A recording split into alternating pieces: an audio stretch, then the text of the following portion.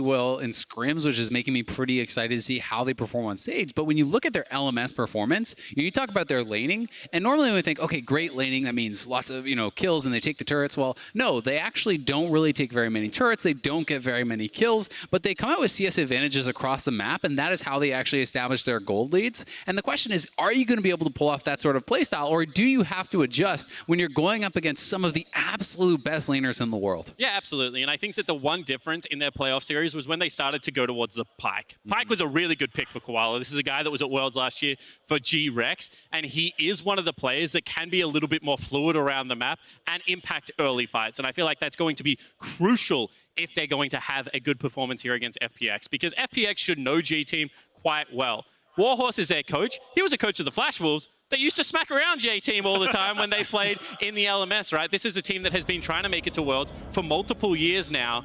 And I think Fun Plus, we'll talk about them in all these creative ways. Their early game, their mid laner that plays crazy stuff. But at the end of the day, they still have the great backbone of FPX 2018, which was just a really good team fighting team. They've got LWX, they've got Gimgoon, and both of these players will just play big scaling picks like the Gangplank and like the Kai'Sa, and they can take over late. Yeah, I mean, LWX, they call him the shotgun in the LPL because he is not afraid to dive in, into the back of these fights and absolutely take over team fights. He's one of the most aggressive late game team fighters that I think you are going to see at this tournament, and FunPlus is an incredibly frightening team, also largely in part due to their snowballing, right? This is a team that is 25-1 in the LPL with a lead at 15. When they get any sort of advantage, it feels like the game is over. And this is, the kind of things that pros are telling me from playing against this team. It feels like one person anywhere on the map messes up, you lose. Yeah, absolutely. And I think the stat is something like if they're 1,000 gold ahead at 15, they triple it by the time it gets to 20. They're just insane. Yeah, the stat is basically on average, they triple their gold lead.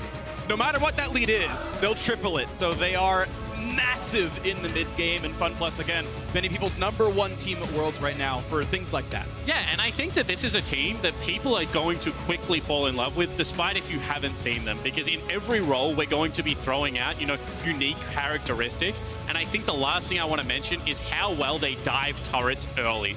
This is a team that doesn't need level 4 or level 3. Most of the time, like we saw it at Rip Rivals, like level 2's enough for Doinby to be under your bottom lane turret. So I think that they can set up plays much quicker than other teams. And execute much quicker because there's no hesitation, right? A lot of people will talk about, well, if you know the dive is coming, why can't you prevent it, right? It's because they give you no time. There's no hesitation. They're going to be 4-man flashing on you and immediately killing someone off before you can actually turn around to play. But on the other side, certainly Fofo looking to get things done here for J-Team. He is the standout player. And Doinby, while he is an incredible mid laner, he's less known for his laning. And that is where, if you are J-Team, I think you are really hoping that you can start to get some advantages. We'll see Nautilus grabbed off the plate first of all, likely a support pick. We've seen him go elsewhere as well. As there is the Kai'Sa. There's what we were expecting LWX to play. Ult into the back line, take out the carries himself. The rest of the squad setting up, and Tian, incredible jungle. We'll see what he's going to grab for the squad. Yeah, and I would expect to see that they just very much prioritize some form of shoving bottom lane. We've already talked about the fact Nautilus has been taken away. That is one of the best laning matchups for the Kai'Sa pairing. However, second time we could potentially see Galio today, and it certainly fits a similar bill and also can lend to that mid lane dive as well. FPX, unlike a lot of other LPL teams, I feel like has a very good read on kind of the meta and how they want to execute around it. Has been certainly a problem for the region in the past, but I don't think this team suffers as much from that. Well, waiting to see what comes through as you've got the Jarvan locked in, the Xayah here as well. So J-Team have a pretty standard team fighting composition. A lot of crowd control, good engage to carry. And I like the fact that already J-Team are prioritizing Hana's pick, because this is a player that swapped from AD carry, is very young, and he's kind of an emotional player. I've been described to him from other people that if he gets behind, if he starts to struggle in the early game, can get lost on Summoner's Rift, does need some leadership from Fofo, and we'll see that he would just gravitate or hover around that mid lane. And I feel like that's kind of against the grain of how we're seeing junglers at the moment. They need to be able to be fluid. They need to be able to pair up with their support in particular. So giving Hana the best pick that they can for him right now does play towards that style. It certainly does, but Tian on the other side, is going to be having this Elise, an early game powerhouse, certainly one of those top tier picks, someone who can look to facilitate dives as FPX likes to do. But, you know, J-Team certainly deserved their due. They were one of the most dominant teams we have seen, you know, come out of the LMS in a very long time, absolutely crushing through the summer split and certainly earning their spot here. And they haven't lost the whole of the split, right? I feel like that is something that is incredibly hard to do, even domestically. You'll see teams, you know, maybe phone in a game or not bring their A game just because it is such a long split. These guys still play best of 3, so there is multiple games to be able to create that upset. I think they lost 7 games across the entirety of it. They won 28. That is just incredibly impressive. And this is a team that, much like TPA, when they first catapulted the LMS onto the world stage, would want to, you know, re-emerge as a dominant team on the at Worlds, because they haven't been able to execute on it for so long now. It really has been Flash Wolves, a splash of AHQ, and then Finn to the LMS. Definitely agree. It's going to be, we'll see if it's going to be a resurgence for the LMS. I think the last 13 months have been really, really disappointing as Cyan gets locked in. But to finish the point, a bad showing at MSI, a bad showing at the last World Championship. J-Team going to be trying to lead the charge here to say, no, LMS, we are still good. And we'll see if they can make that happen here as locks come through. Odds on that being a mid lane Scion? I think they're pretty good. I think it's certainly possible here from Do&B. You know, it could be going up to Gimgoon. Certainly, his GP banned out. That is his most played. You know, Do&B, most played for him is actually the Rise. So certainly targeting the solo laners there was J-Team. Do&B kind of known for some of his innovative Rise builds. You know, kind of pioneering things like this, you know, Righteous Glory Rise and kind of playing the Rylai's as well, trying to play in those side lanes. Gimgoon, I think, is one of the best weak side top laners in the entire tournament, if not the best weak side top laner in the tournament. So certainly would not be shocked to see him put on that Scion if they want to save some sort of a more lane-focused pick here for Do&B in the mid lane. And the LPL is still one of those regions that has a good splash of hard carry top laners and then weak side top laners. And I do agree with you. You have a look at people like Longsheng, like Flandre, like the Shy. This would be Gimgoon's Mordekaiser. You know, he has certainly played this quite a bit in the LPL, so that would make it very likely, you know, a mid Scion. It is possible this is Scion support, Galio mid, so there is some flexing that could come out here, but I am expecting this Mordekaiser to go top here for Gimgoon. Well, exciting draft ahead onto this one. Pretty strong team fight comp for J-Team. We're going to call it there for some extra textures. We'll see if Fofo can do a lot to carry. Meanwhile, Thumbclose Phoenix, 20 seconds left still to switch things around if they want to. There's maybe the Scion and Galio swapping, but mid Scion is an LPL special, honestly. You permanent shove mid. He got several buffs over the last couple of patches, kind of bringing him back into the meta. Do&B was one of those kind of original Scion mid innovators. This is going to be very exciting. And so much of the damage is going to come out of LWX and his Kai'Sa. You know, I already feel like we are going to be seeing those 4 or 5 man bot lane plays, likely seeing Gimgoon play weak side of the map, Do&B pushing out, Tien grouping up with him, looking for 4-man plays down towards that bottom side, and we're going to have to see our Little V and Koala able to withstand that amount of pressure, and our Hana and Fofo going to be able to match those roams that we know Do&B and Tien want to make. And whether the nerfs to Xayah actually allow it, so at level 6 she is underthrown a little bit more, because that's specifically where they were targeted towards. Historically, this would be a very good defensive bottom lane locked in the Xayah and the Nautilus, quite tanky. But I have the feeling, like, you know, we keep building up towards it. It'll be really embarrassing if they go top all game now. But that is certainly how Funpucks likes to play.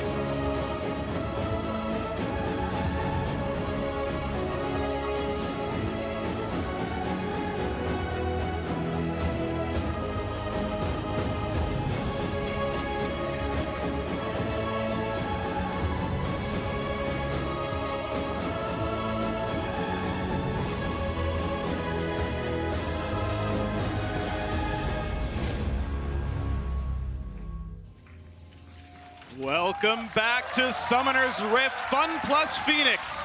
If this is your first time seeing them, buckle up. It's going to be a pretty quick ride, potentially. One of the very strongest teams in the world. They lost a single match this split across the LPL. They won regular season in spring. They won regular season in summer. They finally won the tournament in summer here as well. Incredible, incredible squad. Incredible players. They're a great team. And LPL has been waiting for Do&B to be on the international stage for such a long time. We'll also take you through the fact that J-Team is the similar situation, 12-0 throughout regular season, smashing through those playoffs as well, 3-1 versus AHQ in the final. But Do&B played with Swift. He came over on Chaogu Reapers, and then you know, throughout different roster swaps, he finally found his way to FPX. And it's always been Doinby throughout the regular season that has been able to have fantastic performances. This guy is fluent in Mandarin, he's a fan favorite, and he has always stumbled to make it to these international events. Well, that all changed this split. Pairing him with Tien this year was just such a great move because the aggression is finally there, and we finally have a playstyle similarity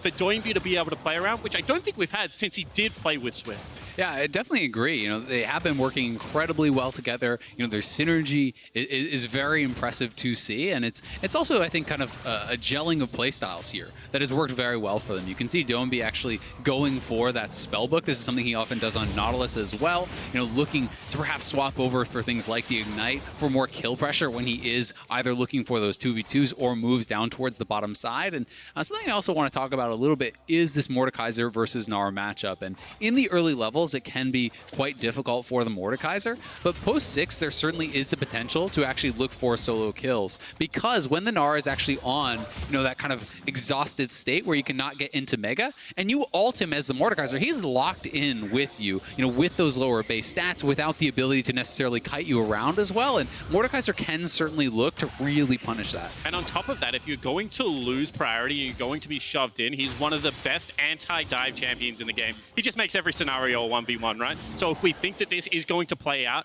in the fashion that we've seen so many FPX games play out during the regular season, the inability to cross-map trade against a Mordekaiser is so crucial.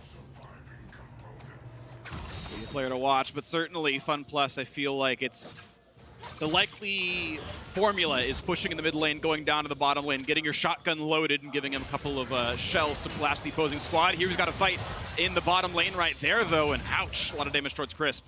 Yeah, that was actually a really nice little trade there from J-Team, and I also like the timing of when they backed off. You know, if they are to stay in too long, get taunted up, if LWX is able to proc a passive hit there, then the trade can really even out. So a good quick trade from J-Team, and that is going to help them have priority on this bottom side scuttle. Hana knows he has, you know, the early move from his bot lane if there were to be any sort of challenge from Tien. And I think that this is an area where Hana is showing kind of the fact that he wants to be able to support on the side of the map that we think is going to come under fire. There's no point being able to go towards top lane if you think that immediately the trade is going to be down bottom because the additional resources and gold. I've already spoken about this, but as a jungler, you hate to lose bottom side control when you're on blue side. It just means that you fall so far behind on experience and level. So I think that this first path has been able to shore up what should be now a level 6 on Jarvan and the ability to impact the map.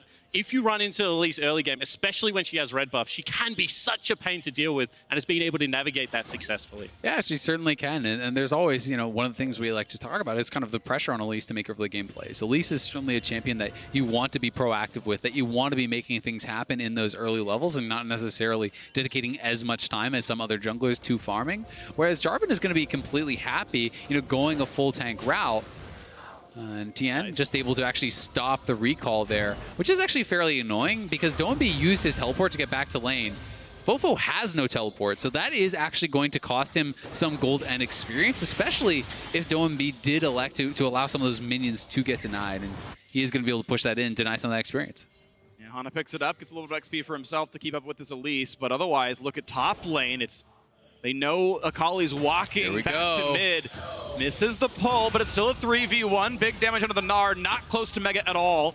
And the minion wave actually pulled off. This is actually really well done, but the stun's still going to land. They've got the damage up, but first blood comes through to Gimgoon, and out they walk. And this is what I'm talking about. There's no hesitation. They didn't actually have the perfect setup there, but they knew they didn't need it. As long as they made that dive happen before Hana arrived, there's no chance for Rest to be able to actually fight back. And Rest played that nearly perfectly, right? You mentioned it, Freak, but he was able to stop that wave from crashing. That means that, you know, 2 or 3 shots are going across before he's even in any immediate danger, but it is that no hesitation, that just pull the trigger play style that is going to be there.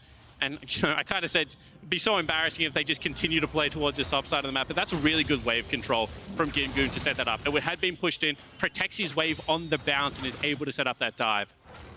We're on a gold richer, plus the extra CS he's got. This is already a 600 gold lead to Fun plus Phoenix as the first few recalls coming through to the bottom lane as well. And nothing too surprising on either side as Hana keeps trying to farm, but has not found the same success that Tien already has. And I'm going to be really interested to see where Domby actually does elect to go with this build. If it is something like a Sterix Rush, which we had kind of seen from solo queue in the past with these mid Scions, I wouldn't be too shocked. And it does actually add quite a bit of early game damage and tankiness. Certainly not as much in the later stages as something if you were to rush like a Randuin's or whatever, Sure. but can be very, very powerful. There's two really good mechanics that make Sterix great on Scion. The first of which is he has really, really high base AD, so just the attack damage it grants is very high, and his ratios are good, and that's all fine and dandy. The other half, though, is the entire point of the Scion kit is the extra health you gain with your W through the passive. It's bonus HP, which is what the shield scales off of. So it actually double scales the W passive because it's 75% bonus HP shield, and he has more bonus HP than any other champion in the game. And he hits turrets real hard with it. Yeah. One of the things that Scion is able to do with that Demolish proc, it's just destroy turrets. You can ult them as well if you really don't need the ulti. It's just a couple of strange mechanics built into an otherwise fun champion. I mean, it's still fun for the Scion. Yeah. It's great. Demolisher. What else now, you got? Round 2 into the He's mid got a lane. big hammer. He's also a choo-choo train, Any other fun Scion facts? which the LPL has That's been it. known for with freight trains in their compositions. And now another fight in the bottom lane. Big hit, though. This is LWX forced to run away. Ignite is on him. He's already burned Summoner Heal. Second root's going to come through pretty soon. Here comes He's gonna wait for the cooldown, and this could be a gank. But both junglers now spotted. Out they go. Low health bars on both sides. And this is what you were talking about, Azael. That elongated trade there. It looked like it was very heavily in favor. However, as soon as a spell rotation comes out from that Galio, it swings back towards the Kai'Sa. That 5-hit passive is something you very much have to play around in the laning phase.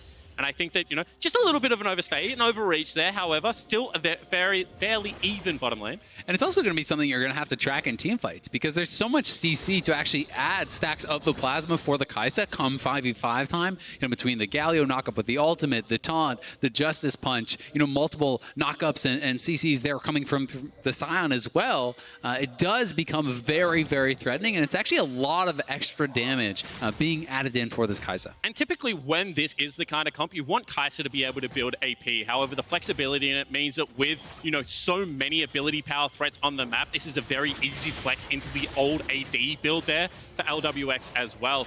Early Dragon started up here. Feel like they don't have complete control over their waves, and Fofo has sacked mid lane right now to rotate first to it.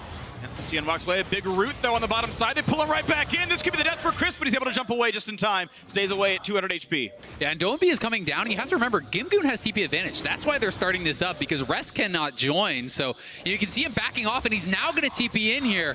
5v4, guaranteed numbers advantage. He comes in to fight the bottom lane, and now it's just, on the backside is J-Team not going to try to steal it. There's a spike coming through. Fun plus Phoenix, sub 9-minute Infernal Drake. And I like the fact that they can test softly enough that they make Gimgoon burn the teleport. But then as soon as they see it, they just back away. They equalize that. They're going to trade for some turret plates in the top lane. And this is what we expect to see out of J-Team. They're not the explosive team. They want to just continue to lane and drag this game out. But you still have to keep the other team honest and make them burn those resources. Yeah, you definitely do. I think it was well played from J-Team, from their position to actually force out that teleport. But at the same time, certainly well worth it here for FunPlus to be able to grab a big ticket dragon like that Infernal and utilizing their teleport advantage to great effect. Yeah, overall cost is about 300-ish gold and 300-ish experience as the plate and the two waves are lost. I will still take Infernal Drake for that, don't get me wrong, that's still a positive, but J-Team make them punish about the maximum they could have, two full waves. And the thing is, you just have to, be honest about the mistakes you made 3 minutes ago. I got dove top lane, I had to burn my teleport, otherwise the laning phase was going to be over. And the way you do that and not snowball the mistake is don't, try and cheat off the wave and come down and join the fight. You're already behind, and then, they just stay top lane, they start taking plates, and they really start to strangle out of the objectives. And that's what I think that J-Team will be able to do. And we're kind of mentioning it about TL as well, that consistency, that ability to come onto the Rift and just play the 7 or the 8 out of 10 every single game and take the small victories when they have them, but also allow you to take your victories when it is your just desserts. Yeah, certainly the case. And we are seeing, honestly, a pretty close game, all things told. FPX certainly has not been able to completely ramp up the early game. The laning has, for the most part, been going completely fine here for J-Team. Yes, there was that one dive on the top side, but FPX have certainly not snowballed this out of control by any means. The Jarvan is post-level 6, sitting on a completed Cinderhulk, so he's going to be feeling pretty happy about that. And Domby just going to drop the Ignite, start cycling through the spellbook. Yeah, that's the old Reginald tactic, the additional 5 AD and AP they're going to come across. But I think a lot of this early game is because Lil V and Koala outperforming LWX and Chris so far. Multiple trades, multiple summoner spells have been burnt down there. And you can see now that TM wants to impact that side of the map because he has spent his full last rotation down there. But this is a very impressive start to the game from G Team's bottom lane duo. And now they're going to all walk together through this side of the map. Support, mid laner, and jungler all push in and look at the Raptors, look at the opposing wards, and walk that one back. No great offensive items yet for Rest, but is trying to continue to push in the top side as Ninja Tabby helps keep Gimgoon alive up there. Koala walks through his own jungle, and it's spotted by wards the whole time. Looks like this will be easy enough to take down this Rift Herald as well. Yeah, and as we are kind of sitting in this slower game state right now, we can talk a little bit about how these compositions may play out in the later stages. And I do think, when you are looking at J-Team and you have things like the Akali, like the Gnar, you are looking more heavily to the side lanes, trying to split up the map, trying to keep this composition spread out for FPX, who really is going to want to kind of establish these battle lines with all of these tanky members in front of the Kai'Sa, protecting her, enabling her in these team fights. And J-Team wants to try to spread you out and make picks and make skirmishes happen in smaller numbers. So then you have to look at the ability to force. And what better tools than a Scion and a Galio ult to be able to crush the 3. I think the strength of this 3 from J-Team is that Xayah's through damage on minion waves is actually quite high for an AD carry. It's something we used to talk about for champions like Victor, like Zera, and the ability to leave the feathers behind is a very good anti-dive tool as well. So certainly one of the better defensive 3 options available up there with Ezreal, but I do feel like there are enough tools to force on that mid lane. You see J-Team wanting to play through the bottom lane. Herald summoned very quickly. They want to make sure Lil V gets the gold here in this one. Should take at least 2 plates. A little bit of injury on that turret. Hana's going to share a little bit of it here as well, but now there could be a fight in the river, and it's not going to be anyone getting the plate gold, but there's still a fight going across. Giant knockup. Koala's going extinct now. Takes him out, and that's going to be this Herald getting nothing gained. Yeah, remember, ladies and gentlemen, treat your koalas with respect. That one has been firmly placed on the ground at this stage, and that was just, once again, decisive play, because look at how J-Team had the map set up. They have teleport advantage. They have the ability to generate a 5v4. All that thought, Fofo, not in trouble, no ultimate available there for Doyenby. So everything there looks like it's J-Team setting up on the correct side of the map, but that decisiveness, that ability to pull the trigger straight away results in a kill, and the Rift Herald being wasted there. Yeah, I mean, they do still get, a couple plates, so it's basically evened out on the play, it's damage right? dealt, but no one was in range for plate gold. Yeah. So yes, the turret is injured, that's fine, but that's 320 gold left on the table, not picked up, do not pass go. And a nice smite makes Tian also take away the red buff, so 1,600 gold lead, almost 14 minutes in. And this is also setting them up very well for this next dragon, right? Dragon is spawning in 10 seconds here. If you are trying to look for the hard engage, you are trying to look to be the ones that actually start these proactive fights, then certainly the Cloud Dragon can be very beneficial in that regard. And generally when you play 4-1, someone has to catch their way very deep, right? You're expecting the tier 1 side lane to go down, and then someone like either the Scion or the Mordekaiser have to just sprint between these lanes. Most of the time, there's a lot of control on that side of the map. You do have to go the long way. So I think that this isn't Dragon you would certainly want if you're FPX. On the flip side, it's kind of a win more asset right now for J-Team, because they're going to be the team sitting in that 1-3-1 for the longer period. Attempt for the Cloud Drake right now, going to pull in. This could be Koala sacrificing himself just to prevent a smite, and he'll at least guarantee the Drake goes over to J-Team. Stopwatch burned, and oh! The solo kill for Lil V. I'd be okay with that trade, but now the fight might continue. Galio over the top now as well. No knockups yet for Chris, but there's still the fight going in. They're going to knock down Hana finally, but it's traded back by Fofo. Now the fight continues towards Koala, but Chris doesn't have the damage. Lil V chasing him down. He flashes, but why? There's no way out. J-Team take the fight 3-1. They get the Drake as well. And the disrespect from FPX there, they did not have the teleport advantage again, and they still go for the contest this time. They're not able to make the decisive play. The team fight is split, and J-Team make them pay. And so much of it is about that outplay from Lil V. He actually hit the root on LWX as he was looking for the ultimate, and you can't actually ultimate when you are rooted up there, so he got burst down. And it's really all about this fight on the side, because we talked about how important the Kai'Sa is for this team. LWX just walks straight into Lil V, looking for that 1v1. The root comes through, the heal goes out, but he dies before the root expires, meaning he can't get the ultimate shield. And J-Team playing this out well. And this is the part of the fight that you would expect Kai'Sa to be flying into the backline, looking to clean up, but not available. Teleport had already been channeled, and you can see Gimgoon can do nothing but push topside in. So it is a genuine 5v3 at the meaty end of that team fight. Yeah, it certainly is. And when you're looking at, the strengths of Sion and Galio is Tien for the invade finding Hana. Oh, that's not going to be easy. Poor Jarvan taunted back in, and Tien grabs the goal into that one. Brings the game a little bit nicer for the Fun Plus side, but at 50 minutes, there was only a 500 gold lead in this game. They did not crack the early game open as much as they would have liked. And I do want to draw attention to where Koala is, sorry, Freak, because he's still down bottom lane, and this is an area that I have criticized the LMS teams. Their lack of fluidity, they do sit in lanes, right?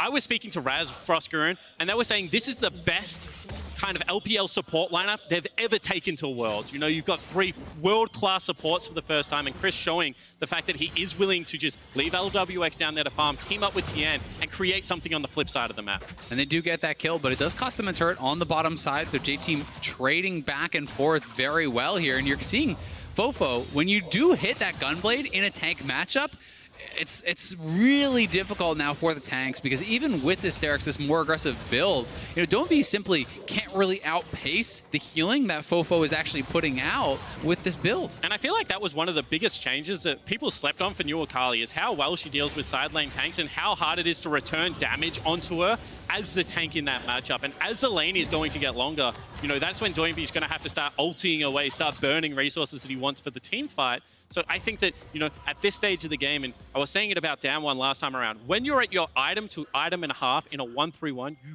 have to be able to take gold objectives. There's no point just sitting there and allowing, the traditional comp to get towards 3 items, because you will most likely lose.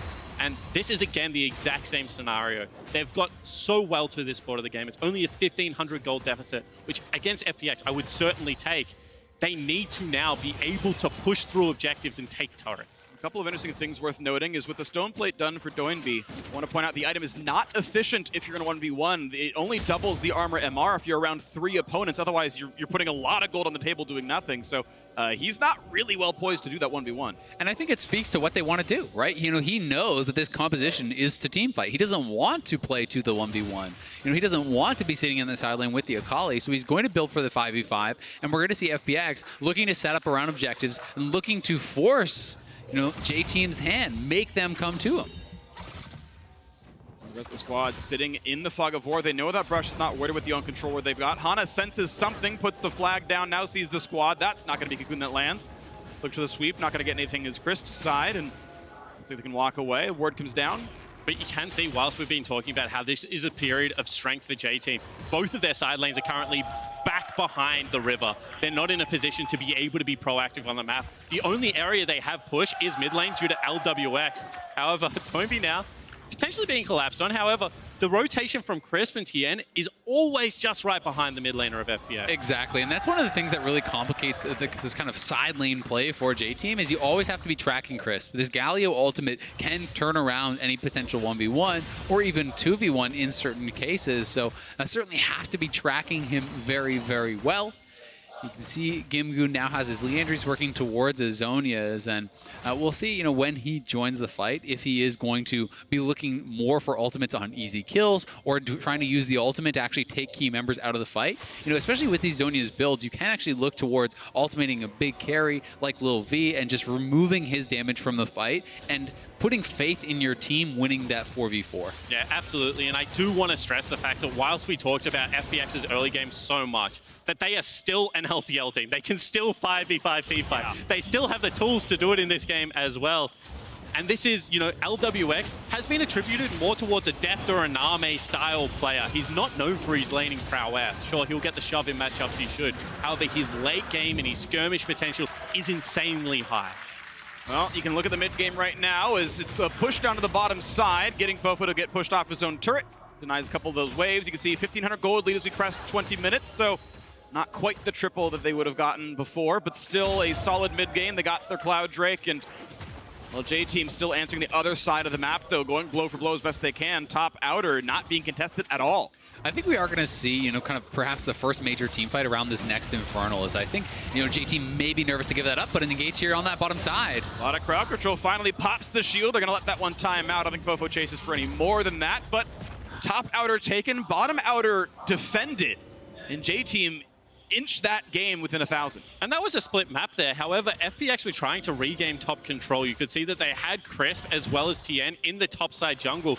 That's a little bit of a strange decision, because if they did have 4 members down there, that certainly could have been a turret dive and an execute upon trying to rip this game open.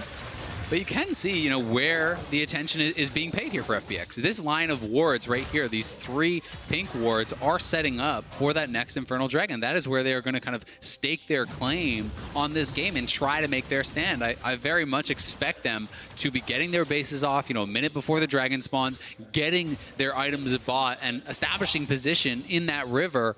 And then J-Team is forced with a decision. Do you go into an established 5v5? Do you try to trade for a Baron? Do you just ignore it altogether? And that's going to be, I think, a really momentous part of this game. And it's crazy, because I feel like we've gone back in time, because we're talking about, you know, how you set up around these key objectives. So much of League of Legends this year is about how quickly you can set up, the fluidity of the map state, catching people in transition, being able to just generate skirmishes and team fights. And that's why so many people said the LMS doesn't have a chance at this world. They play too slow. They're the old Korea, and Korea doesn't even play that way anymore, right? But we're seeing in this current meta that it's very slow at Worlds right now. Planes were slow, and people were like, when we get to group stage, not going to be that way, fellas. It's going to speed up again. But that certainly has not been the case so far on day one. And maybe why some teams like J-Team actually are starting to look a little bit better than maybe pundits thought coming into the tournament. Well, it's interesting because the kill counts aren't all that high, but the games are still ending in about 31 minutes most of the times. That's when the sort of death knell push comes through. So even the average game time's still pretty reasonable for, you know, compared to the regional global averages there. As another bot lane's pushed in, Gimgoon going to slowly chip away at yet another turret. And to speak a little bit more about that, you know, I'm going to be interested to see, you know, is this teams trying to play a little bit more carefully in the opening games, you know, working through a little bit of stage jitters, getting comfortable here, you know, in their first games at Worlds?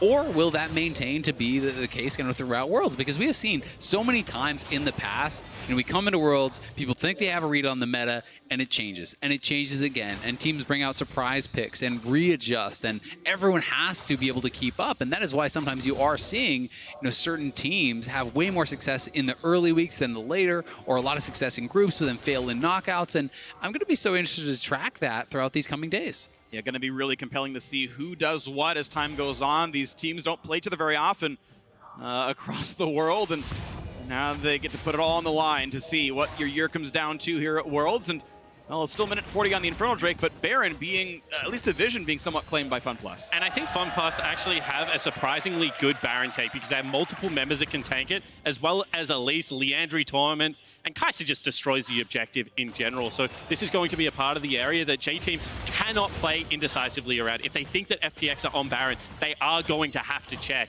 Because, you know, if this composition gets Baron and your win condition is 1-3-1, all of a sudden that just goes out the window for the, you know, the duration of the buff. Yeah, exactly. They group 5, they can force dives, and we are seeing these recalls all come through for FunPlus, you know, as expected, about a minute before. You know, Zonia is completed now. We're seeing, you know, Tien go back to base, and they are looking to really ramp up for this potential Infernal Dragon, and we'll see which team can get the setup down first. They'll have to cheer for things other than wards pretty soon. This Drake spawning in about 48 seconds, and the gold is still very close. I want to point out, 700 separates these two, which, to be honest, is surprising to me. I thought this was going to be a fairly one-sided affair. FunPlus Phoenix thought was going to be far above J-Team. The LMS had been very underwhelming for the last year, and J-Team going blow for blow.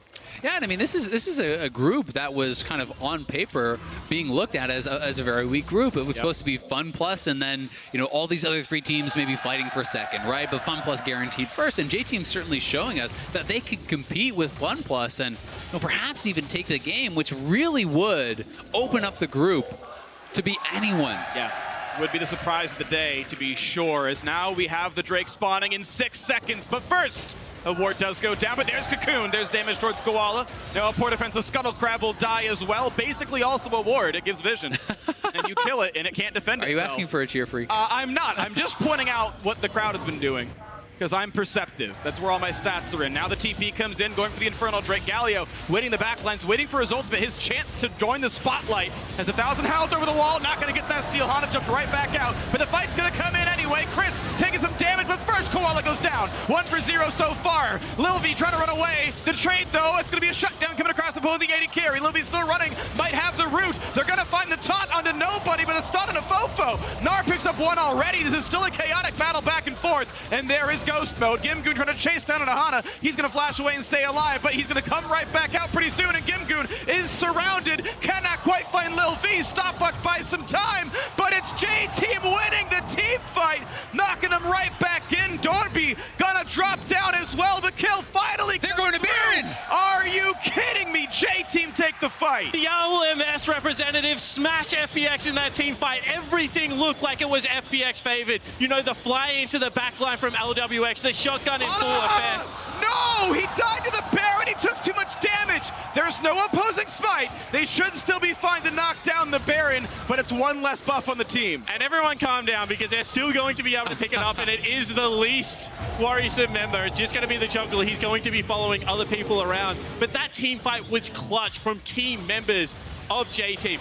Watch Fofo in particular. When LWX flies in, he destroys him. Exactly. It's all about Fofo taking down LWX. And when you're looking at the team fight at this point, you're saying, yeah, of course, FunPlus wins it by a mile. But the problem with this composition is that Kai'Sa is nearly all of your damage. And when Kai'Sa falls down, you can see they're just struggling to actually take people out. But I do certainly question Gimgoon's choice to actually ultimate the tank jungler when Lil V is sitting there, very close. I think this could be a very different fight. If that's actually Lil V dead during that ultimate and Gimgoon comes out fairly healthy, this is something that FPX could at least perhaps prevent the Baron from being taken. Yeah, and that's what it becomes, right? Is that's a mistake, but it ultimately led to such a large objective being taken off the map. And now against the 1-3-1 comp that did have a fairly good team fight there, it's very risky to go for another one of those plays, because you botch it one more time, the gold lead will explode.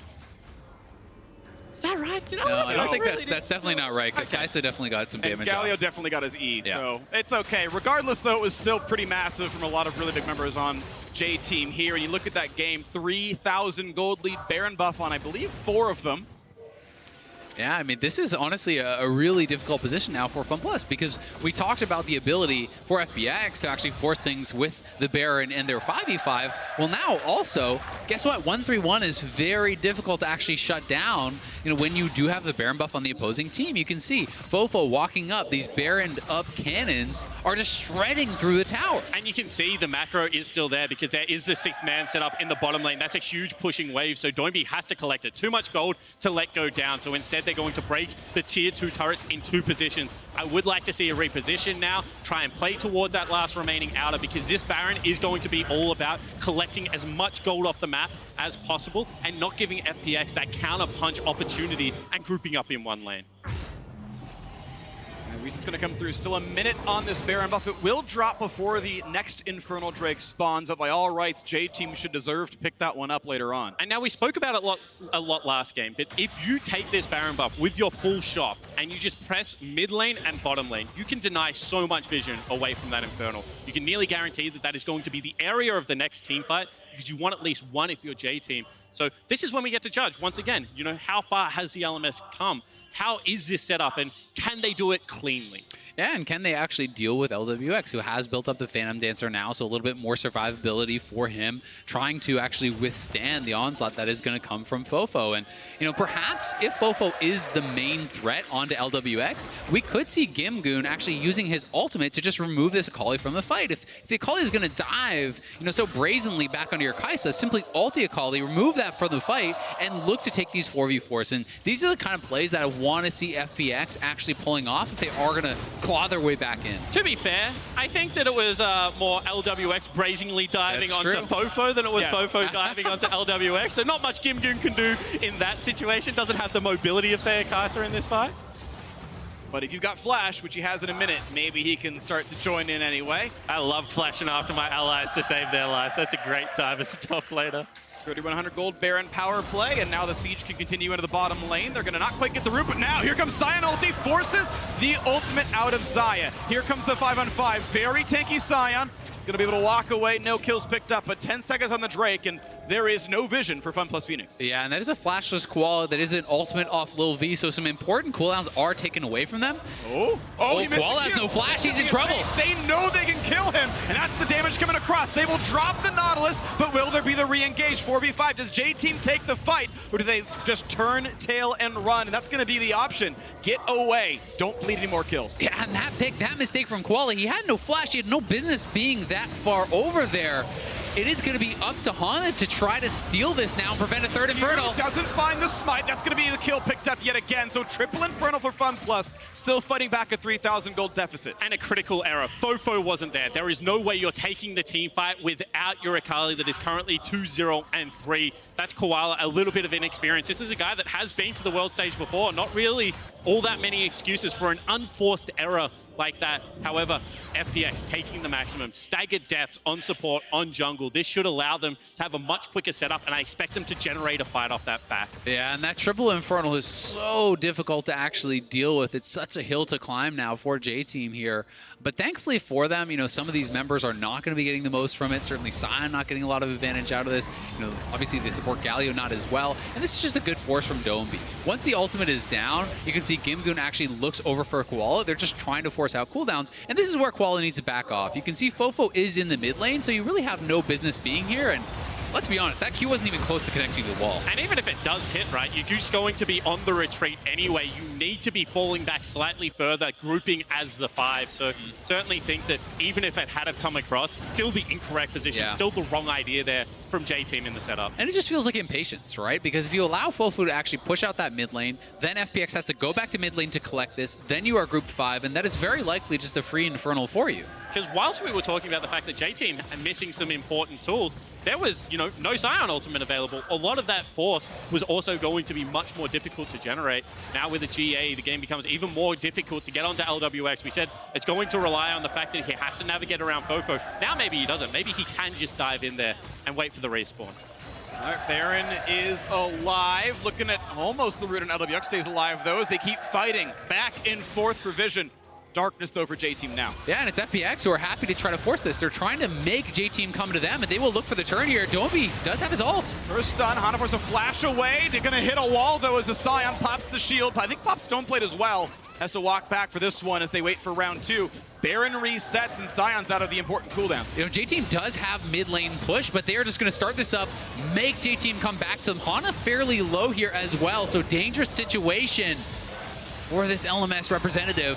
No flash for the Jarvan. They only have to watch the EQ. They find Fofo. Half HP takes the heal. Still looking for the fight, though. Half HP on Baron, though. They're still hitting it. Half the team is stuck in the pit as J-Team can corral them in and look for the fight. Here comes Galio over the top. Who's going to land the smite for this one as the fight goes to the front side as well? Doinby taking a lot of damage. Very, very tanky. 1,800 on the Baron, and they're not killing it. Fofo finds the kill. He's alone in the pit. If he can find his jungler, they can do it. J-Team picking up the kills. They pick up the Baron against Triple Infernal. They take the fight. The absolute disastrous Baron there for FPX. Why were they trying to force that heavily? Their AD, their only real source of damage on the Baron, is out of the pit, and they stay on the Baron. J-Team corral them, and they are going to take at least an inhibitor here, if not try to push for the end. It's only a tank available. The Gimgoon doesn't have the best wave clear. They can just look to push through here, I think. Yeah, I think they can.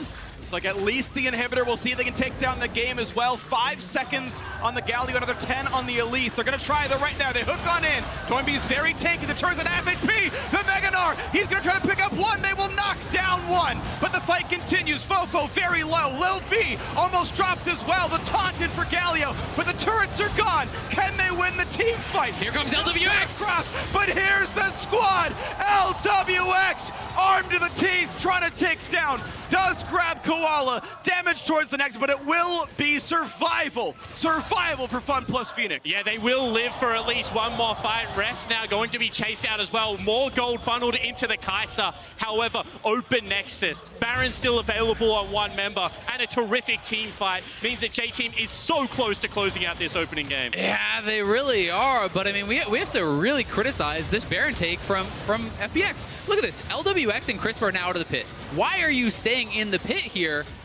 as Fun Plus. There's absolutely no explaining this. Then LWX separates from the team entirely, walks around on the side here. Gimgoon is flashing out as he's going in. Nautilus Ultimate is still available, so not only are you going to lose your life, you're going to lose your GA. This was a horribly mismanaged Baron take from FPX, and the LMS representatives this close to being able to actually close out the game. And you can see that Doinby tried to open the avenue for LWX to be able to re-enter the fight, but the other members were crowded towards the back of the pit, which meant that they were just split up, and this is going to be the retake of the Nexus turrets. And impressive thing here is the coordination, you know, making sure the turret falls down before you turn for the rest of that team fight means the objective is taken, even if you do get chased out of the base. We got to look back to live, though. The Elder is up, and that's Triple Infernal. If you grab the Elder for that, that is going to be insane. They're TPing in for it, and it will be a force. 5,000 gold difference, Baron buff on one member, as we're going to see this fight break out right now. Triple Infernal, of course, still a lot of stats. We'll see. Nice stun comes in for Doinby. It's going to be Lilby forced backwards. Has to get away. Does stay alive. No knockups there. But 1,000,000 damage takes down LWX. A second kill coming across as well. Fun plus Phoenix in a 2 versus 5. You have to believe they can't do it, as now the kills keep coming through. J-Team just destroying everyone they possibly can. There's no Nexus turrets available. There are no champions left alive. The biggest upset of the day, you have to believe. J-Team pushing it right down mid. No one can stop them. J-Team are just going to take the game against Fun Plus here. A huge tournament favorite coming in. It was supposed to be the easy group for them, but J-Team are going to beat them. What an incredible result. J-Team takes down Fun Plus Phoenix. And around key objectives, the LPL representative forced team fights, and J-Team won every single one of them. And I honestly can't